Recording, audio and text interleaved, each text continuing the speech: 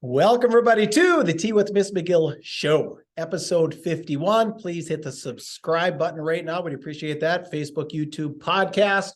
We have some recent subscribers here. Dan Skelly, Sophie Carlson, Caden Corpy. Thank you three for subscribing last week.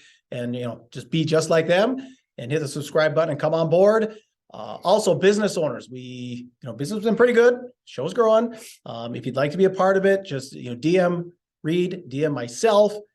Email Goatsportsmediallc at gmail.com, Goatsportsmediallc at gmail.com. We'll get back with you because we still have some spots available as we hit the home stretch here, playoffs, state hockey tournament, all that good stuff. All right. It is Puka speaking. It is the star of the show, Reed Larson. And how are we doing? Well, I got a sneeze working up here right now, so I'm trying to kick it back here just a little bit. Bless you in advance. Yeah, bless me in advance. So if you hear a sneeze come rolling out of me in the middle of the show, I'm trying to sniff it back here. But hey, fantastic week of hockey. You said we've got some new subscribers there. Shout out to my boy down in Wilmer, Matt Kubish. Kubi's been checking it out on the podcast. Don't be afraid to subscribe.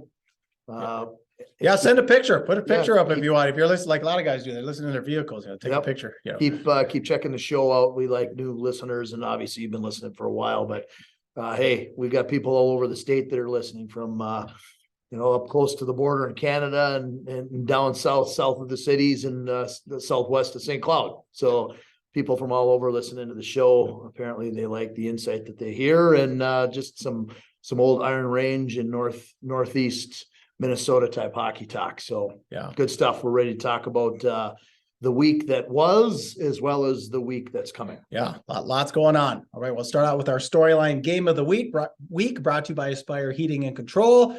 They're a local Bryant dealer. Bryant is the official heating and cooling company of the Minnesota Wild. They specialize in gas, electric, and hydronic heating and cooling systems for existing and new construction. New construction, people are starting to get that on their mind as we kind of turn the seasons here. Residential and commercial installations available.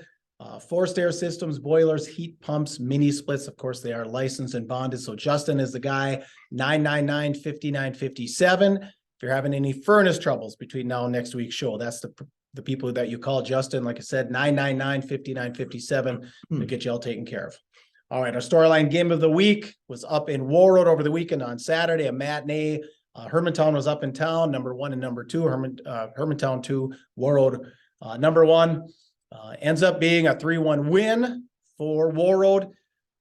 Hermantown's first single A regular season loss in 10 years. They actually got on the board first pretty early, and 3 unanswered goals by Warroad for the rest of the game. Jason Shagaby iced a thing in the third period about midway through.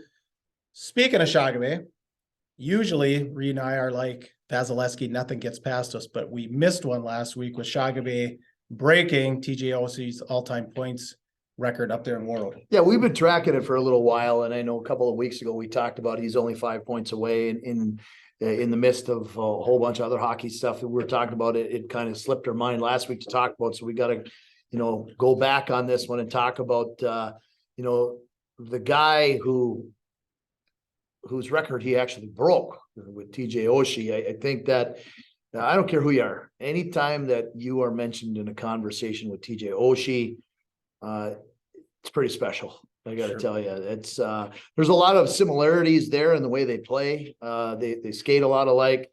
I had the pleasure of coaching TJ Oshie for a weekend back in 2003. It was just at the end of my playing career when I was at UWS, and my season just ended in 2003. So my brother says, "Hey, come on, jump on board with me. I'm coaching down at the HP program down at Plymouth." And he was at the time, he was the head coach at St. Cloud Apollo. So he was representing Section 8. And of course, Section 8, you had some Van de Velde from Moorhead was on that team, ended up playing in the NHL. TJ Oshie was on that team, obviously still in the NHL. So I get to coach him for a weekend, and guess what? I didn't have to do a whole heck of a lot of coaching. It was a lot of fun to see him play, and guess who he was playing against? He was playing against Section 7. We coached against Matt Niskanen. Niskanen, Gali, or Gali a little younger? Gali was, I think, was a year before that, as far as age-wise. Those guys that I'm talking about graduated in 2005, and Golly graduated in 04, I believe. So Okay. I think he was just a little bit ahead, a year in graduation, and birth dates were a little bit different. So yeah, hey, I'll tell you what, like I said, anytime that they're mentioning you, pretty special time for Warroad hockey, pretty Yes. special time for Jason Shagaby, special time for Jay Hardwick. I'll tell you what, Coach Hardwick, that is a tough place to coach a hockey team. I don't care what anybody tells you. Yeah, high school hockey is sometimes in different areas is sometimes a tough place to be a coach. You know, they're hard on you. The expectations of communities to win, and it's you can go to the state tournament year in and year out, or every other year if you're Warroad, but the expectation in Warroad is to win a championship. Yeah, it's not just to get there. It's just the thing. There it is. Bless you. Got it. So at any rate, I've been choking that back for a couple of minutes, but yeah. So talking Warroad hockey, like you said, that's pretty special. But again, the week that was just last weekend, they had a pretty special game, like you said, up there in Warroad. Hermantown making the trek up there. Warroad came down last year. Yeah, you know, I saw that tweet. I won't mention names of where the tweet came from, but I saw the tweet come out that it was like 3,400 or 600 in some days since Warroad had lost a regular season game, or excuse me, since Hermantown had lost a regular season game to another single A program. So then they started, they threw the days in there. I'm thinking, okay, now I got to do math. I really don't want to do math. So then somebody comes up with the amount of years and then comes up with the date. Sometime in January of 2012 or whatever it was the last time that Hermantown had lost to a single A program. Well, I would at the time was my first year coaching at Virginia. I remember playing Hermantown. Those were some pretty good teams. Still kicking the crap out of a lot of single A teams at the time, and beating some double A teams. Yeah, people wondering, are there some kinks in the armor? I'll tell you where the kinks are in the armor. When you don't get people coming back like Zam Plant, Max Plant, Ty Hansen. Next weekend, you're going to be hearing a little bit about Hockey Day in Minnesota. We'll talk a little bit about it on the show next week, but Hermantown will be one of the premier games at Hockey Day in Minnesota as well. The double A games are going to be, I believe, White Bear Lake and Hill Murray. So, yeah, I think they're playing Hill Murray. Obviously, it's going to be White Bear, but we'll double check that when we get to premiere that. But yeah, and the expectation there, I'm sure when the Minnesota Wild is setting up Hockey Day in Minnesota, they're thinking, yeah, we want Hermantown, the former, the state champs from last year, and we want the storyline to be the Plant brothers and Division I prospect Ty Hansen, and then guess who doesn't come back? Yeah, not there. Right. Yeah, a little tougher to find a storyline. Dad Derek, played in the NHL, coaching in the NHL, coach at UMD. There's so many times. All the storylines are there, but again, there are other kids to talk about, and I feel good about some of those kids that maybe were behind the scenes not getting the credit they deserve, like George Peterson, some of those guys, and Wyatt Carlson and Nevin Gunderson, and some of these guys now are going to be the storyline, which is kind of cool. Yeah, absolutely. Yeah, so Shagabe broke Oshie's record with 242 points. As of Saturday, sitting at 254 points, 17 goals on the season. So like I said, the ice Hermantown actually pulled the goalie with about 2 minutes to go, and then Warroad got a penalty, so it was 6-on-4 for a while, but they couldn't muster any offense. So Warroad ices Hermantown, remains number one in single A as we are into the week of January 15th. All right, drill that like button. We'll go to our 7AA update of the week, which is brought to you by the Rink Sports Bar and Grill over in Eveleth. We talked about them before. Friday fish fry, that is delicious. That's where we want to be. But anytime you're over in the Quad Cities, whether it's breakfast, lunch, dinner, head over to the hockey themed restaurant, the Rink Sports Bar and Grill. You can order in advance, 248-8582, or the rinksportsbarandgrill.com. Get your order in. Michelle is there. She'll take good care of you. Like I said, just go check out the place. It's really cool. A lot of old jerseys. We talked about it before. So when you're in the Quad Cities, that is your go-to spot. All right, so our 7AA update. Grand Rapids out on the road. I think we called them Spudville last week. So what was the trip like out to Moorhead? Well, I'll tell you that. Let's talk about the trip first. That is a tough grind. to take off and head out there. Good thing it was on a Saturday. We didn't have to do it on a Friday, but it was on a Saturday. So we didn't have to get up too early. It was for an afternoon game. Jump on the bus, 3.5 hours out, 3.5 hours back. Long day on the bus. Spent way more time on the bus than we did on the rink actually playing hockey. But the little different change here as far as when you go out to Moorhead. When you go out to Moorhead to play a high school hockey game, usually you play at the college rink where Concordia plays. Concordia had home games on Saturday afternoon, so it was moved to the Cullen Center.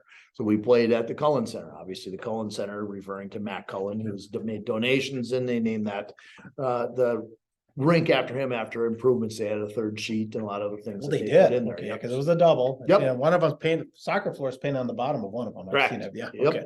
So yeah, so they got the Cullen Center out there. We played, and I'll tell you, I can't not mention this because we've talked about how are we going to get excited about playing hockey games, and you get in a mid-season grind right now. You're in the dog days. You see barely a glimmer of light at the end of the tunnel as far as where playoffs are. You're mid-January. You're trying to find the grind to work hard.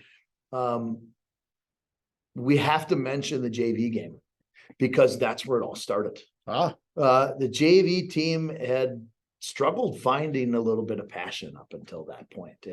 And our JV head coach, Kyle Koopmeiners, and I also help with the JV too. We go in and talk about identity and what do we have to do to have success? And we kind of went back in time and talked about what's the history of the last few years of how our JV team has done against me. Said, okay, well, 2 years ago, we went to Moorhead and got ripped like 11-0.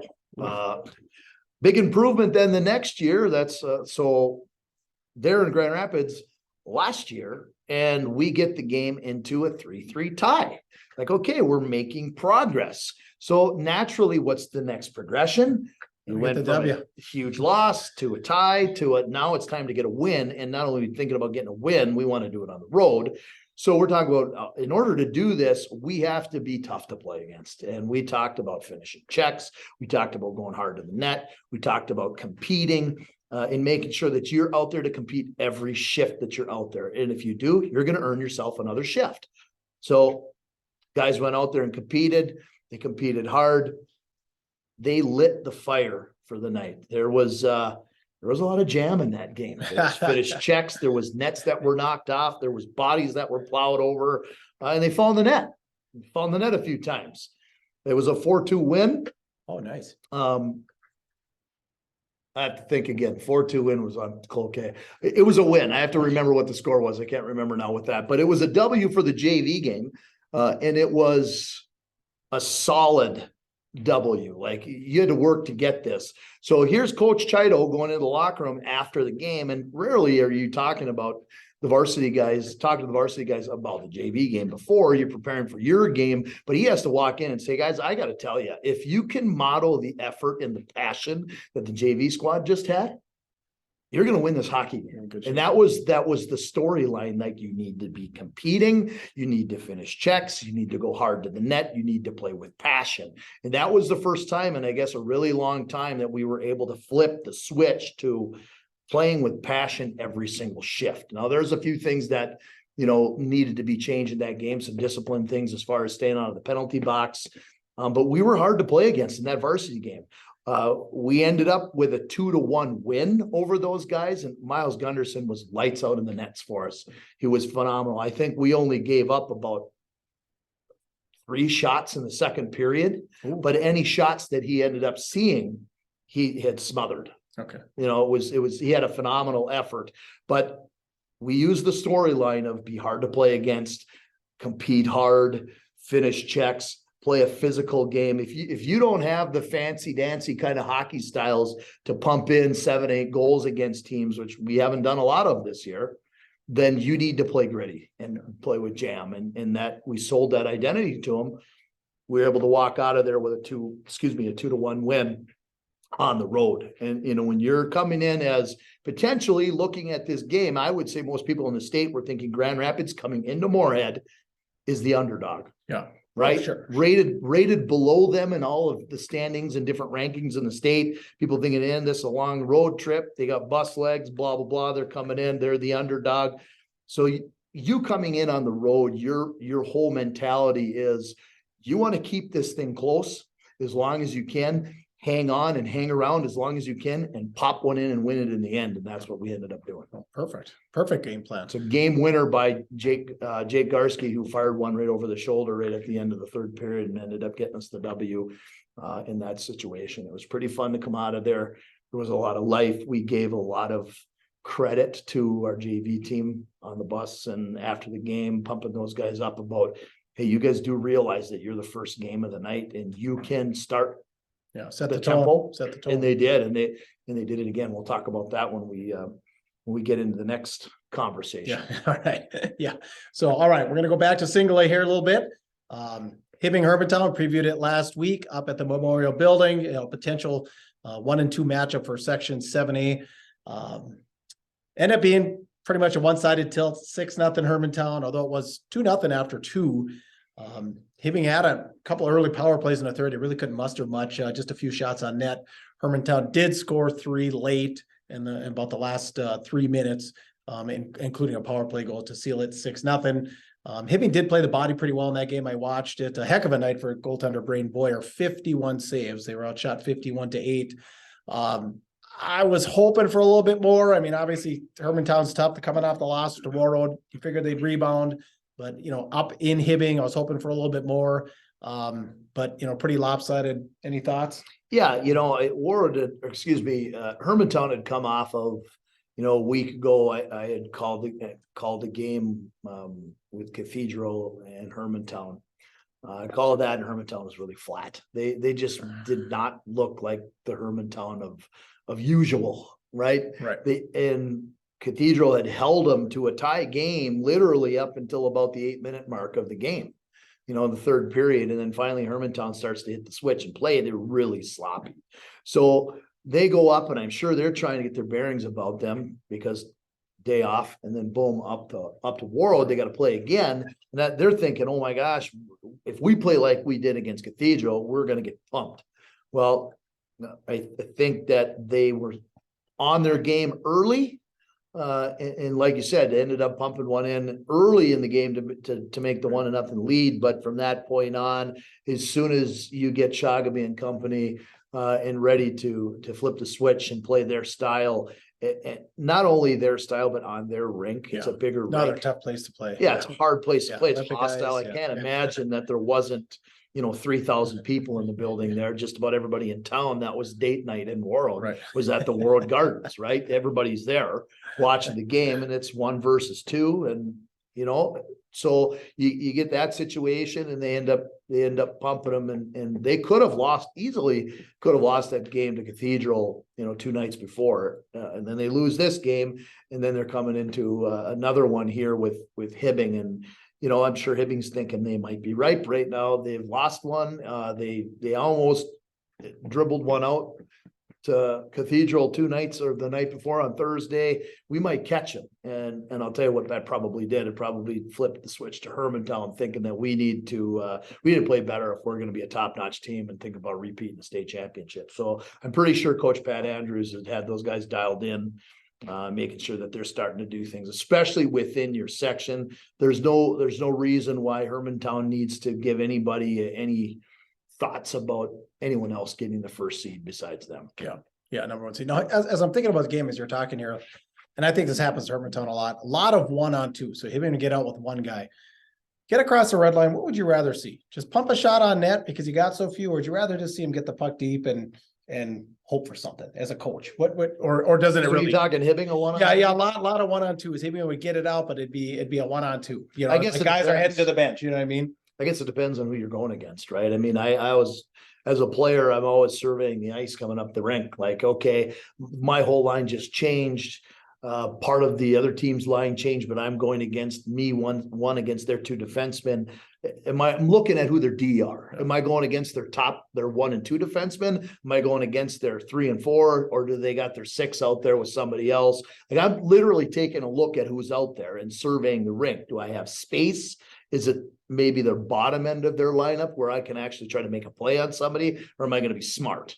Like if it's a 1-on-2, if I'm going against probably their top guys, it's late in the shift, I'm shooting the puck on the net and I'm getting off the ice. Okay. Right. If I'm going against somebody and I still got a little bit of gas left in the tank, maybe somebody that's their 5 or 6 defensemen, I might try to bust the puck wide on my own and make a play wide to the net.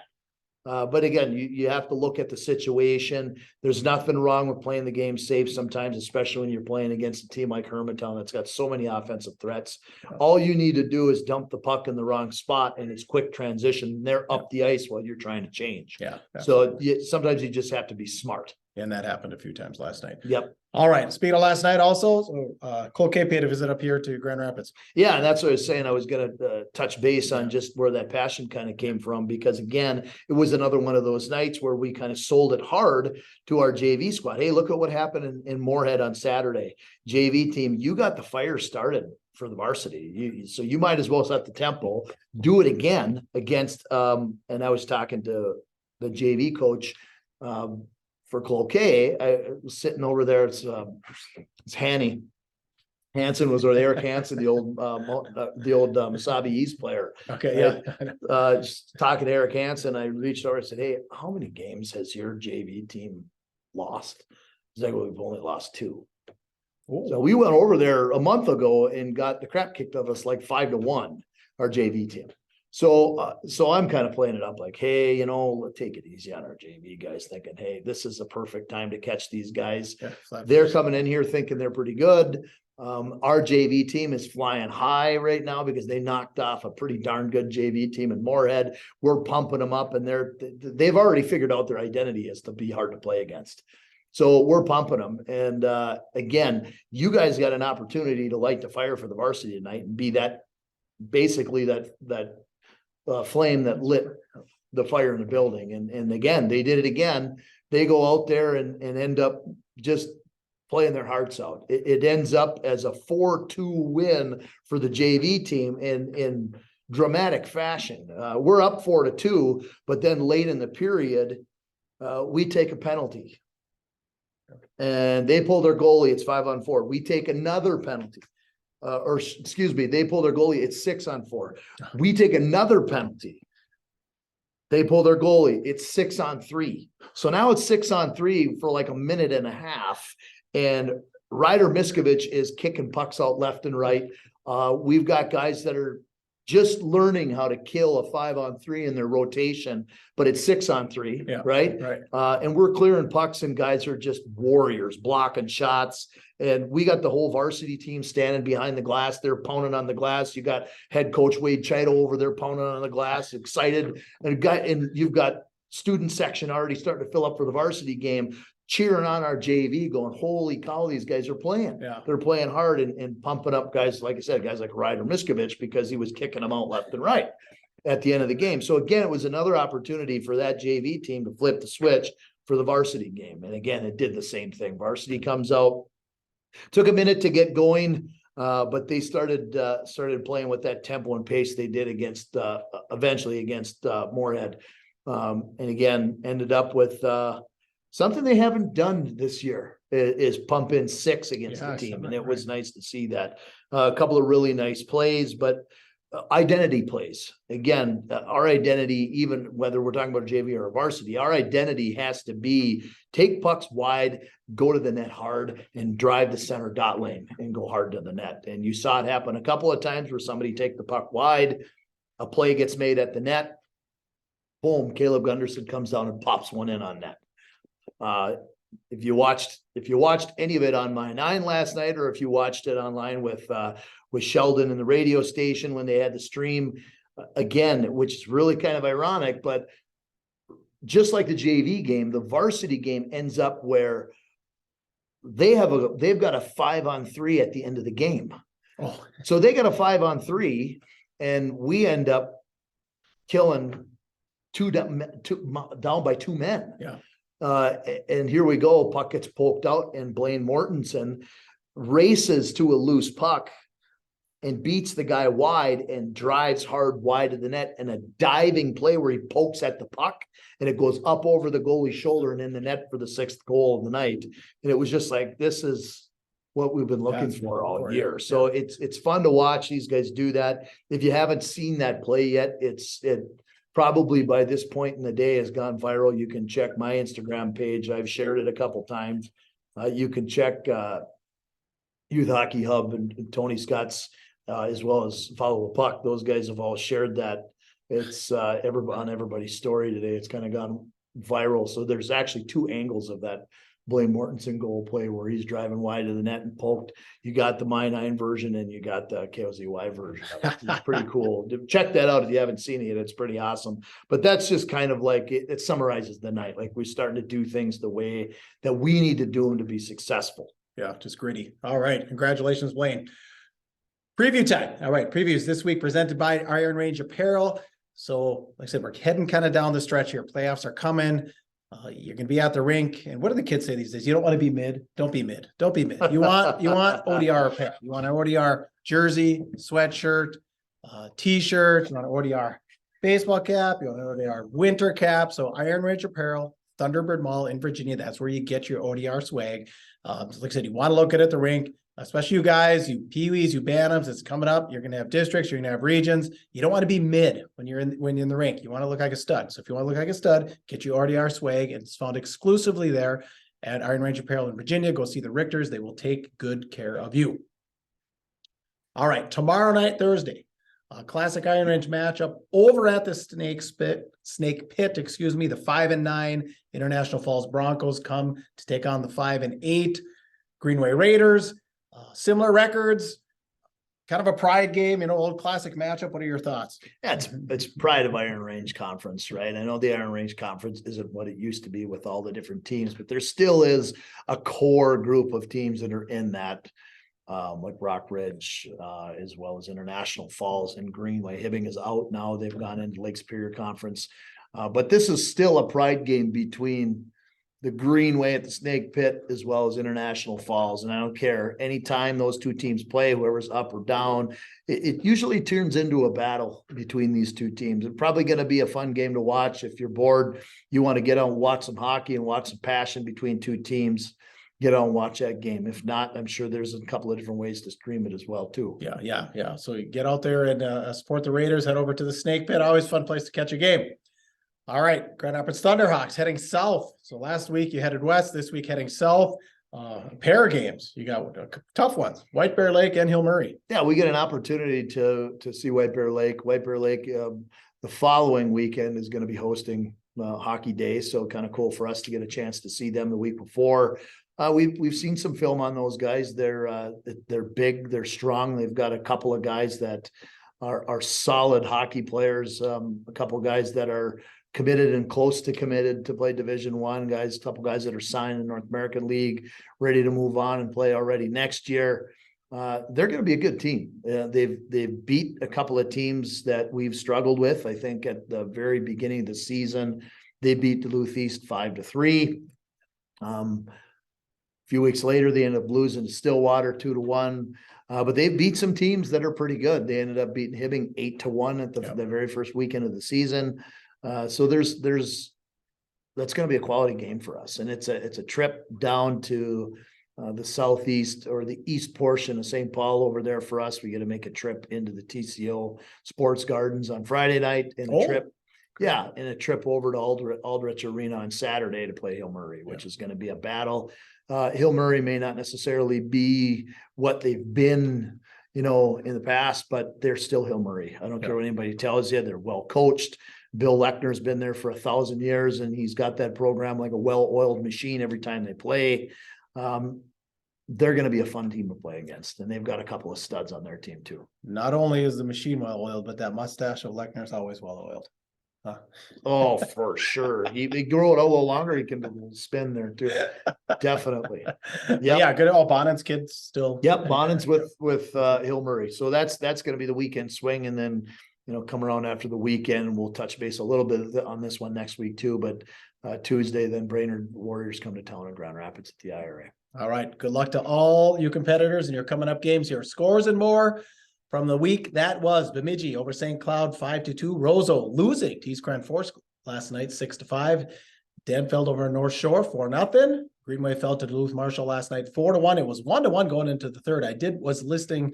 It's kind of, for you, Gen Z, you can actually listen to games on the radio, which is really weird. But I was watching the Hibbing Hermantown, listening to some of the Greenway Hilltopper game. So it was 1-1 going to the third. Ends up being 4-1 Marshall, 33-30 shots in favor of the Hilltoppers, but definitely an offensive tilt last night. That was also at the Snake Pit. Rock Ridge beat up on North Shore 6-rip. Ely beat up WSFLG 8-2. I Falls over St. Paul Johnson 12-1. Duluth East dropped Denfeld 4-0. Big rivalry game there last night. And the Walleye Scott Edina update. Edina 5, Buffalo 2. Good scores and more that you've got there for the group. And I think it's worth, real quick before we get into kind of summarizing the show here, it's worth a mention after having some conversations with people in Rock Ridge that program is starting to climb right now. They're starting to look like a program that is eyeing down the end of the season. They may have had a little different start to the season, but they've knocked off some pretty good teams. Just remember the conversation we had about 15 minutes ago where we talked about Hermantown had a struggle with St. Cloud Cathedral. They ended up beating them decently at the end of the game, but they were tied 2-2 going in last 8 minutes of the game. Rock Ridge beat them 6-3 or whatever it was a week before. Rock Ridge went down and played Mount West Tonka and Providence Academy. Providence Academy has been talked about at single A level and went down and pounded on those two teams. Got a sweep on the weekend down in the cities. Rock Ridge is on the climb right now, and it's interesting to see the direction that those guys are going. I had a conversation with assistant coach Ryan Colby over the weekend and just asked him how things are going. And they've got themselves a 1 day a week and a home coach when they've got home games. They've added a guy to the staff. Oh, Mr. Matt Niskanen is now helping their defensemen. Comes into practice once a week. He jumps out and helps with games when they're at home. Obviously not making the trip on the road. He's got young kids right now and a wife and a family but he wants to give back to the program. So Matt Niskanen's been helping out, but there's some things that are starting to come to the table. Coach Colby's talking about how he likes their goaltender as much as anybody likes theirs. I was kind of pumping Hibbing a little bit just to tweak him a little bit. Like, Hibbing's got the number 2 right now. Rock Ridge, what are you thinking? And he's thinking, we get a chance to play him here in a couple of weeks. We'll see. And I said, well, how about, this Braden Boyer kicking butts? And he goes, well, I like our goalies right now too. There's a lot to talk about with these guys. And he said, just keep an eye out. He said, if I were you, I'd be looking at 2, 3, and 4 when it comes to Section 7A are not solidified yet. Rock Ridge has a late game in February against Hibbing that could solidify who ends up getting that'll that. be in at the MAC. Yeah, and there's a game coming up, not tomorrow, but next Thursday over at Rock Ridge that could solidify who gets 3 or 4. So right now, as the standings look, Rock Ridge may be looking at the 4 seed at the moment, but if they can knock off Denfeld next Thursday, now they take over the 3 seed. And then if they end up with a decent game and knock off Hibbing, that Hibbing game earlier was a decent hockey game that they played. Yeah, it was 1-0. 1-0. Yeah, December 28th, a couple of weeks ago. Yep. So if they knock off Hibbing, they've got an opportunity to now have an argument for the number 2 seed. So people are talking about it. And we mentioned this about a month ago. We said, be patient. This is still a young program. Coach Johnson, culture, identity, culture. I mean, it's a whole new thing. And it's starting to develop and starting to rise. And they're being talked about now as far as being rated in the top 15, top 12. They're right in that range right now. And they're beating some teams that were rated ahead of them, like Providence Academy. Yeah. Okay. Congratulations. But yeah, like I said, we were talking about Warroad, said Oshie, Shagaby, all the players, the Christian brothers, all the people that have come through there. They've got identity, they've got culture where it's going to be, somewhat new with Rock Ridge kind of mesh that stuff. So it's going to take some time. Yep. All right. That's it for episode 51. Anything else? All right. One real quick thing too. Palmer's Classic this weekend. It's a big fundraiser for youth hockey in Hibbing. Yours truly is going to try and lace the skates up, kind of fighting an injury, not to be mentioned, because I don't want I don't have any You don't- leverage over me, but Yeah. They're not coming after, they don't want to come after it. You know? Say, for instance, if we thought it was your left ankle, someone could come at your left ankle. if they come after my left, I'll fall on them and they'll get injured Yeah. than I am. See, that's the thing. So you gotta be real careful. But anyway, if you're looking for something to do, games all day, 3 divisions, come down to Palmer's, support the youth hockey. They've got raffles and all that, banquet on Saturday night at Hibbing Community College. So if you're looking for something to do, raise some money for the kids, you can find us there. So please comment. As always, we appreciate your comments. Like I said, throw in some pictures if you're listening to the show or wherever you listen to it. We appreciate throw it on our page. We'd appreciate that. Goatsportsmediallc at gmail.com if you want to contact us in a private fashion. Of course, always subscribe, hit the like button. We'd appreciate that. Find us, Tea with Ms McGill, on Instagram, Spotify, Apple Podcasts. If you're looking for us on Facebook or YouTube, it's Goat Sports Media LLC. Goat as in the animal, Goat as in greatest of all time. As always, we got some merch. Got some out the door last week. So $20 for a t-shirt, 22 XX and up. Cash App, Venmo, PayPal, all that good stuff. Get you squared away. Once again, the greatest partners you could ever ask for: the Rink Sports Bar and Grill, Iron Range Apparel, Spire Heating Control, and Iron Range Goalie Academy. For Reed Larson, I am Puka. Get out there and be your dream. You're tuned to the Tea with Ms McGill Show.